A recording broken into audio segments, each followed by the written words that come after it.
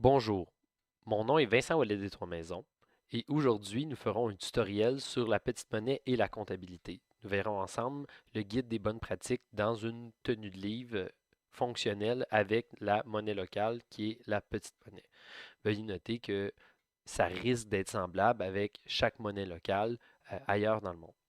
Donc, avant tout, j'aimerais remercier nos commanditaires et subventionnaires, soit Desjardins de la Caisse de la Petite Nation, l'AgroLab, le gouvernement du Canada ainsi que le gouvernement du Québec. Petit rappel important avant de commencer. On va parler de comptabilité et les questions entourant la comptabilité reviennent assez souvent.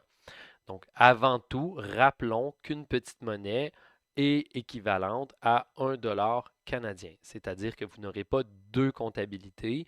Un objet à 10 dollars peut être payé 10 dollars ou 10 petites monnaies et un rappel que les commerçants peuvent reconvertir les petites monnaies, ce qui veut dire que dans votre comptabilité, il y aura des cases que nous verrons où vous allez mentionner qu'il y a un certain montant en petite monnaie, mais ce montant-là sera en dollars et on va voir ça tous ensemble un peu plus tard.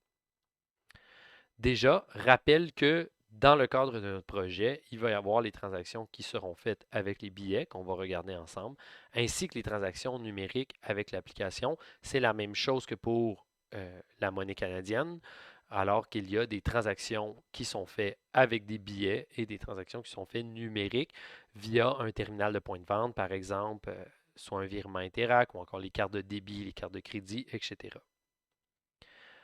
D'abord, au niveau des transactions avec les billets, j'aimerais rappeler que ces billets sont faits dans une imprimerie spécialisée qui sont difficilement reproductibles, voire impossiblement reproductibles par un amateur.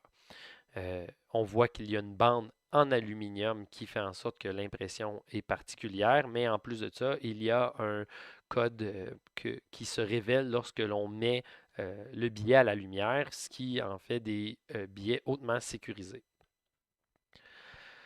La chose à savoir au niveau des transactions avec les billets en petite monnaie, c'est qu'il y aura des mélanges avec les billets de banque. C'est important de dire qu'on ne cherche pas à ce que vous ayez une caisse en petite monnaie et une caisse pas en petite monnaie. Alors, dans les bonnes pratiques, comme vous verrez, euh, on parle de mettre, si vous voulez donner du change en petite monnaie, on parle de garder quelques billets en petite monnaie dans un de vos tiroirs, dans votre tiroir caisse, dans un des compartiments de votre tiroir caisse, tout simplement. Donc, on ne change pas euh, le système que vous avez ou à peu près pas, et vous n'avez pas besoin d'avoir une caisse supplémentaire pour accepter la petite monnaie. C'est important de dire également que les billets de petite monnaie se font en coupures de 1, 2, 5, 10 et 20 petites monnaies, donc 20 dollars. Donc, il n'y a pas de sous, donc de 50 cents, de 75 cents, de 25 cents, etc.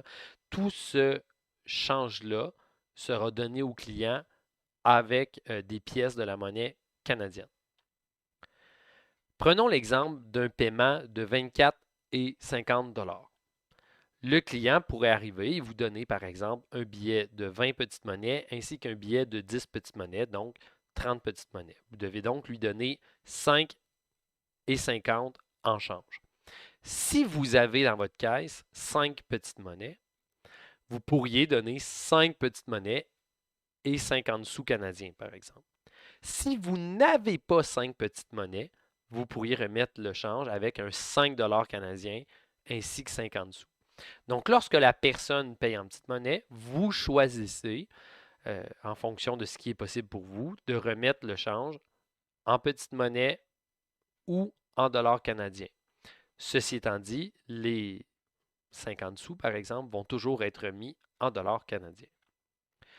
Ça se peut, cela dit, que la personne qui vient de payer n'aille pas le 30 dollars en petite monnaie. Peut-être qu'il a 20 petites monnaies et 10 dollars canadiens, par exemple. Dans ce cas-ci, il pourrait faire un paiement mixte, donc de vous payer avec un billet en petite monnaie, un billet en dollars canadiens. On reste dans le même cas de figure, puisqu'il y a de la petite monnaie dans l'échange. Vous pouvez décider de remettre 5 petites monnaies et 50 sous ou encore 5 dollars et 50 sous en fonction de ce que vous avez. Lorsqu'on parle de paiement en dollars. Donc, vous vendez quelque chose à 24,50 et la personne vous remet 30 dollars canadiens, soit 20 dollars et un 10 dollars. À ce moment-là, vous pouvez proposer au client de remettre l'échange en petite monnaie. Par exemple, vous pourriez dire, hey, est-ce que vous connaissez la petite monnaie? On pourrait vous remettre l'échange en petite monnaie, donc 5 petites monnaies et 50 sous. C'est d'ailleurs une belle façon pour vous de passer votre petite monnaie que vous avez reçue par des clients, par exemple. Ceci étant dit, lorsque quelqu'un paye en petite monnaie, en tout ou en partie, il fait partie du projet en quelque part et il doit accepter l'échange en petite monnaie. Mais lorsque quelqu'un paie en dollars canadiens, c'est à sa décision d'accepter ou pas la petite monnaie. Ce que ça veut dire concrètement, c'est que si quelqu'un vous donne 30 petites monnaies, vous pouvez lui remettre l'échange en petites monnaies ou en dollars. Mais si quelqu'un vous donne 30 dollars, vous devez choisir est-ce que je lui propose ou pas. Et si vous lui proposez l'échange en petite monnaie, la personne a le droit de refuser. Et comme il a payé en dollars canadiens, on ne va pas le forcer à accepter le paiement en petite monnaie. Dans les bonnes pratiques, on va vous suggérer de ne pas ajouter un bouton de caisse spécifique pour la petite monnaie papier, notamment en raison des paiements mixtes et notamment en raison du fait que l'échange peut être donné de façon mixte avec 5 petites monnaies et 50 sous, par exemple, dans le cas du 24 et 50.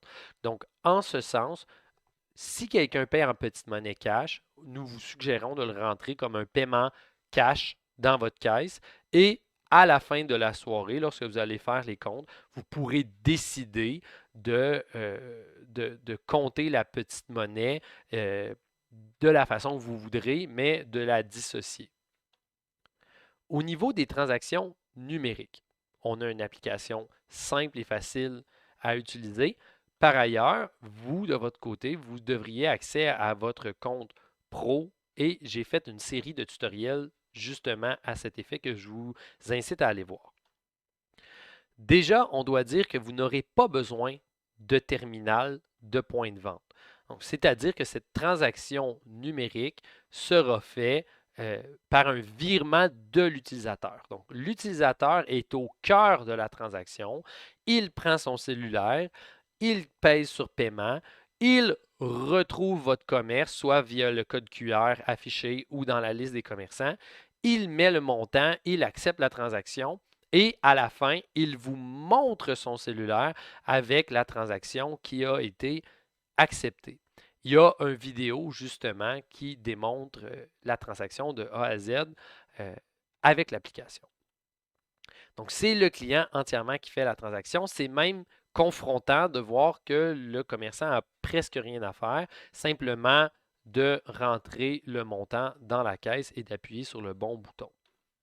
La prochaine étape, c'est que le commerçant doit valider la transaction. Donc, le client lui montre que la transaction a bel et bien été faite, il la valide et il continue à la prochaine vente. Il y a des notifications qui apparaissent instantanément sur le compte pro ou l'application du commerçant. Ceci étant dit, la personne qui va avoir accès au compte, le compte va être lié à un compte courriel, à une adresse courriel, et c'est la personne qui reçoit ces courriels-là qui va recevoir les notifications.